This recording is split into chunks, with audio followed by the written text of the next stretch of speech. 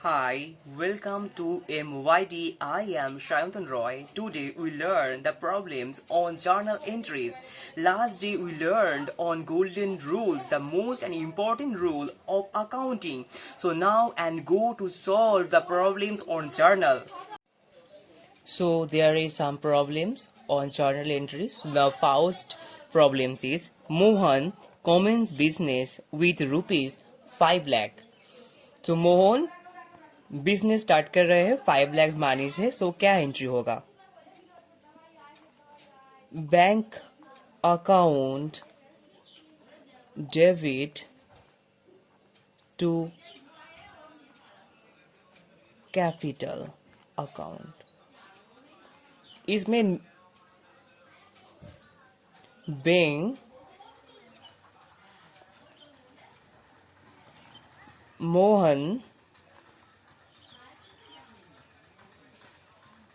commence business. Now, out of the above, rupees 25,000 is withdrawn. जो 5 lakhs लेकर आया था उसमें से 25,000 विथड्रॉ कर रहा है. तो इसका एंट्री क्या होगा?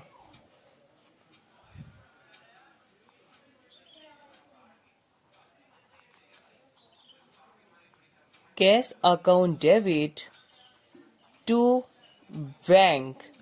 क्योंकि ये जो पैसा बैंक से आ रहा है कैश में, तो हम कैश को डेबिट कर रहे हैं और बैंक को हम credit. So now bank cash withdrawn. So now furniture is purchased for 12 lakhs. Furniture को खरीद रहा है. तो इसमें एंट्री होगा furniture account debit to bank account.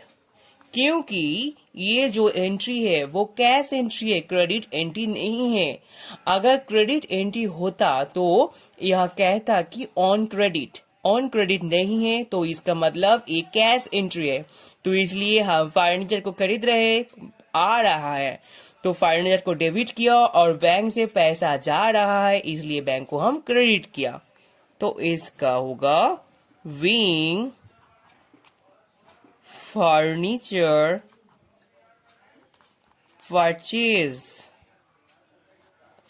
purchase goods for cash 4 lakhs.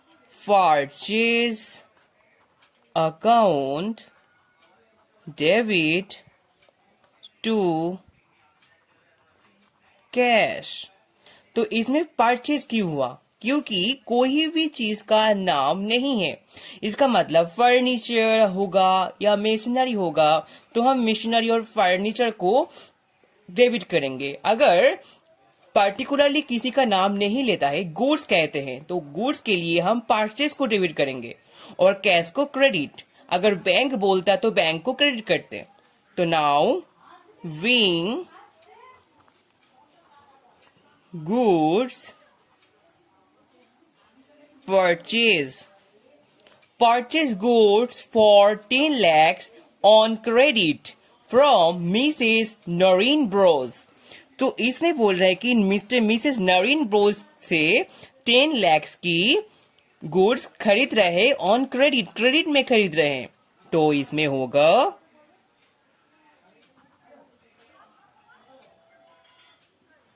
Purchase account debit to Mrs Nareen. यह नरीन क्यों हुआ? क्योंकि नरीन से गुड्स आ रहा है, इसलिए हम नरीन को क्रेडिट किया, और गुड्स आ रहा है इसलिए परचेज को डेबिट किया. क्योंकि क्रेडिट एंट्री है, यहाँ क्या होगा, ये क्रेडिट एंट्री है, इसलिए कैश नहीं जा रहा है बल्कि नरीन से माल आ रहा है, इसलिए नरीन को क्रेडिट किया, और बाद में नरीन को पैसा देना है, इसलिए हम नरीन को क्रेडिट किया और परचेज को डेबिट किया. So being goods purchased from M is Nareen. Goods sold goods to M.S. Ram and Co. for 6 lakh. Goods sold कर रहे हैं मिस्टर राम एंड को for 6 lakh.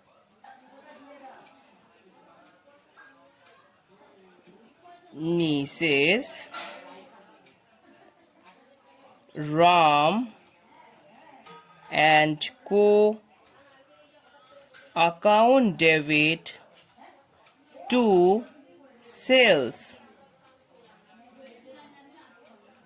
तो इसमें क्या हो रहा है, नरीन को खरीद रहा है नरीन, तो नरीन को हमने डेबिट किया और सेल्स हो रहा है इसलिए हम सेल्स को क्रेडिट किया, क्योंकि सेल्स अकाउंट क्रेडिट होता है, पिछली क्लास में हमने सिखाया था. तो अब being goods sold to M.S.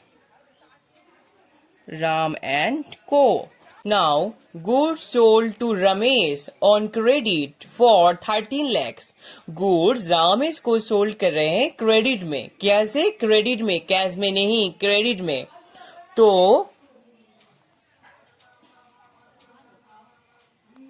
Ramesh account debit to sales account. अगर ये कैश में होता तो क्या होता? Cash account debit to sales account. ये क्रेडिट में होता है और ये कैश में होता है. यहाँ रमेश से खरीद रहा है, रमेश को बेच रहा है, इसलिए हम रमेश को डेबिट किया और सेल्स को क्रेडिट किया. अगर कैश में होता तो कैश को डेबिट, क्योंकि बेचने के लिए हमें पैसा मिल रहा, तो पैसा आ रहा है इसलिए पैसे को डेबिट एंड सेल्स को क्रेडिट. इसका एंट्री होगा बीइंग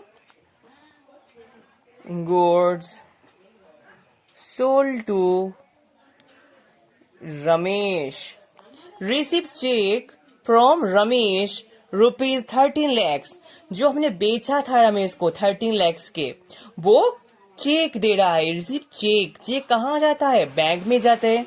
तो bank account debit to Ramesh. अब चेक आ रहा है तो बैंक में दे देंगे, तो बैंक को हम डेबिट किया, क्योंकि जो पाता है, जिसको गिवर और सेंडर, जो गिव कर रहा है उसको हम क्रेडिट किया, और जो पा रहा हमने मतलब बैंक के वहां जा रहा है तो बैंक को हम डेबिट किया और रमेश को क्रेडिट किया. So now being check received from Ramesh. Now paid rent of 1 lakh. 1 lakh का रेंट पे कर रहे हैं, तो rent account debit to cash.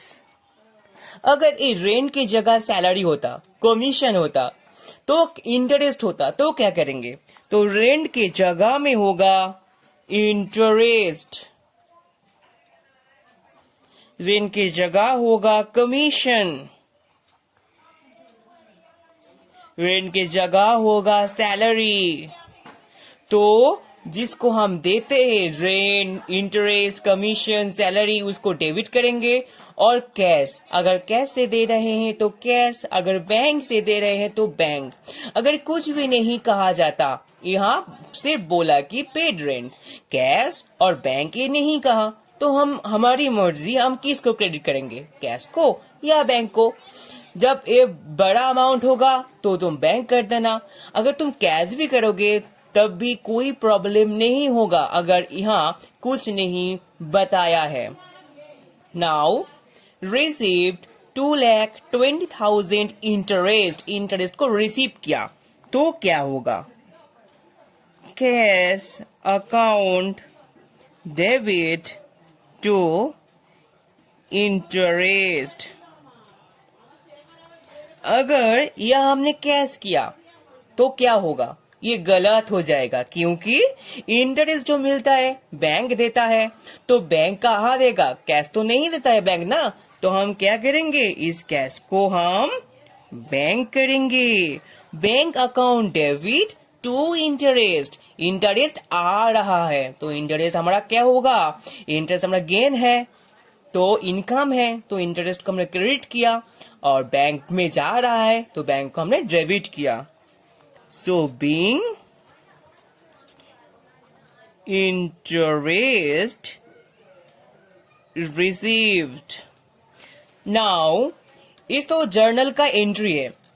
Journal कैसे करेंगे? क्वेश्चन में दिया होगा कुछ सवालों में, जैसे ये जो है ना, receive cheque from Ramesh, paid rent, ये सब कुछ देगा होगा और कहा कि पास द जर्नल एंट्रीज। तो तुम्हें ये करना होगा।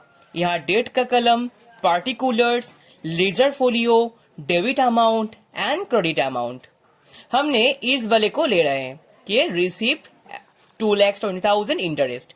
तो यहाँ होगा, अगर डेट होगा तो डेट देंगे, अगर डेट नहीं होगा तो नहीं देंगे, सिर्फ साल लिख देंगे 2021। पर्टिकुलर सैलरी, इंटरेस्ट रिसीव किया तो क्या होगा? Bank account debit to interest account.